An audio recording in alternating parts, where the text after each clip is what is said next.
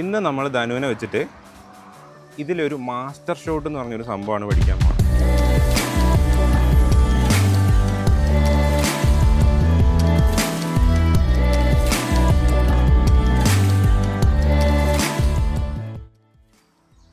ഇപ്പോൾ കഴിഞ്ഞ വീഡിയോയിലൊക്കെ നമ്മൾ ധനുവിനെ ഡ്രോൺ പറപ്പിക്കാൻ പഠിപ്പിച്ചു.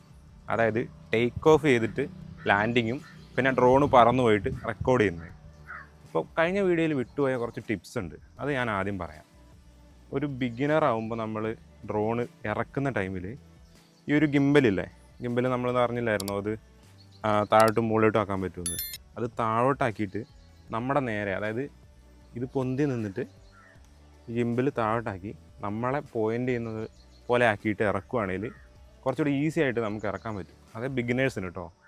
പിന്നെ വേറൊരു ടിപ്പ് എന്ന് പറഞ്ഞാൽ, ഈ ഒരു ഡ്രോണ് ശരിക്കും ഇങ്ങനെയാണ് നിൽക്കുന്നതെങ്കിൽ ഫ്രണ്ടിലേട്ടും ബാക്കിലേട്ടും പിന്നെ റൈറ്റ് ലെഫ്റ്റ് ഇങ്ങനെയാണിത് മൂവ് ചെയ്യുള്ളൂ. അപ്പോൾ നമ്മളിതിൻ്റെ ജോയ്സ്റ്റിക്ക് എടുത്തു കഴിഞ്ഞാൽ ഇതുണ്ടോ, ജോയ്സ്റ്റിക്ക് ഇങ്ങോട്ട് എടുത്തിട്ട് വാ.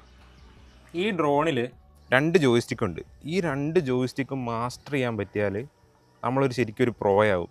കാരണം ഇതിൽ ഒരു ട്രീയോ അല്ലെങ്കിൽ ഒരു ബിൽഡിങ്ങോ അത് സെൻറ്ററാക്കി വെച്ചിട്ട് നമ്മൾ ഒരു റൊട്ടേഷൻ ഷോട്ട് അത് ജോയ്സ്റ്റിക്ക് മാത്രം വെച്ച് എടുക്കുകയാണെങ്കിൽ നമ്മൾ സൂപ്പറായി എന്നാണ് അർത്ഥം.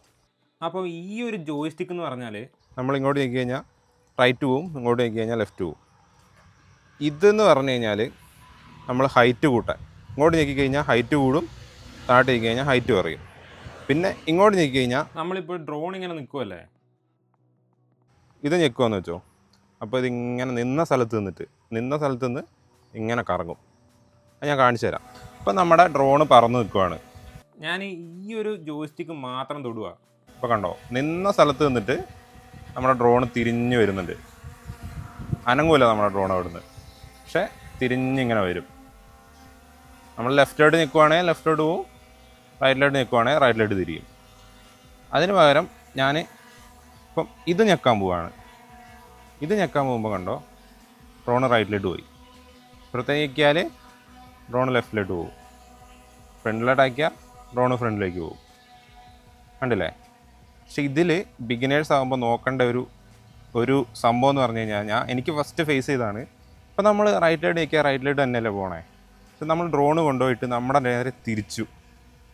അപ്പം നമ്മുടെ നേരെ തിരിഞ്ഞു. ഇനി നമ്മൾ റൈറ്റിലോട്ട് നിൽക്കി കഴിഞ്ഞാൽ ഡ്രോൺ ലെഫ്റ്റിലോട്ടേ പോവുള്ളൂ. കാരണം ഡ്രോൺ നമ്മളെ നോക്കിയാണല്ലോ ഇപ്പോൾ നിൽക്കുന്നത്. അപ്പം ഇനി നമുക്ക് ഇതിൻ്റെ ഒരു പ്രശ്നം എന്ന് പറഞ്ഞാൽ, ഈ ഡ്രോണിന് സൈഡിൽ സെൻസറില്ല.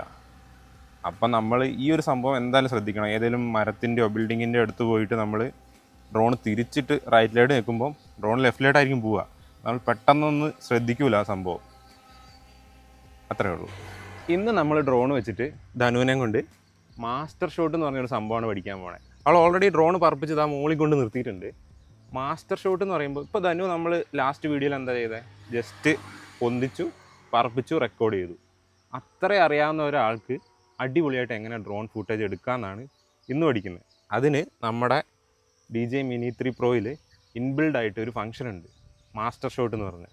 ആ ഒരു സംഭവം എങ്ങനെയാണെന്ന് നോക്കാം. നമ്മൾ ഈ കാണുന്ന ഒരു മരത്തിനെയാണ് ഇന്ന് ഷോട്ട് ചെയ്യാൻ പോകുന്നത്.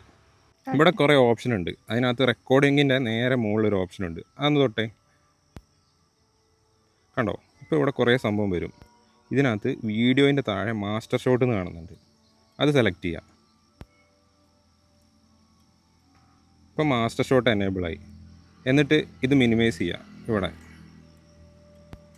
ഓക്കെ, ഇപ്പോൾ ഡ്രോണ് നമ്മൾ മരത്തിനെ കാണുന്ന രീതിയിലാണ് വെക്കുന്നത്. ഇനി കുറച്ചുകൂടെ ഒന്ന് പുറകോട്ട് ഉണ്ടാക്കി ഡ്രോണിനെ കൊണ്ടുപോകും. പിന്നെ പഠിപ്പിച്ചത് ഇതിൻ്റെ എന്തിനാണ് നോക്കുക അതിനകത്ത്. കുറച്ചുകൂടെ പോട്ടെ അങ്ങോട്ട്. അത് താഴോട്ടാണ് വരുന്നത്. ഇത് അത് മതി. ഇനി നമ്മൾ എന്തിനാണോ നമ്മൾ മാസ്റ്റർ ഷോട്ട് എടുക്കാൻ പോകണേ, മാസ്റ്റർ ഷോട്ട് എടുക്കുമ്പോൾ ശരിക്കും നമുക്കൊരു ഒബ്ജക്റ്റ് വേണം. ആ ഒബ്ജക്റ്റിനെ ഫോക്കസ് ചെയ്താണ് മാസ്റ്റർ ഷോട്ട് എടുക്കുക. അതിനെ റൗണ്ട് ചെയ്തും സർക്കിൾ ചെയ്തും ഹൈറ്റിലോട്ട് പോയും ചുറ്റിയും ഒക്കെ കുറേ ഷോട്ട് എടുക്കും. അപ്പോൾ നമ്മൾ ഇന്ന് ഈ മരത്തിനെ എടുക്കുന്നത്. ആ മരത്തിനെ ഒരു സർക്കിൾ വരച്ചേ, ഒരു സർക്കിളല്ല ഒരു സ്ക്വയർ വരച്ചേ മരത്തിന് ചുറ്റും.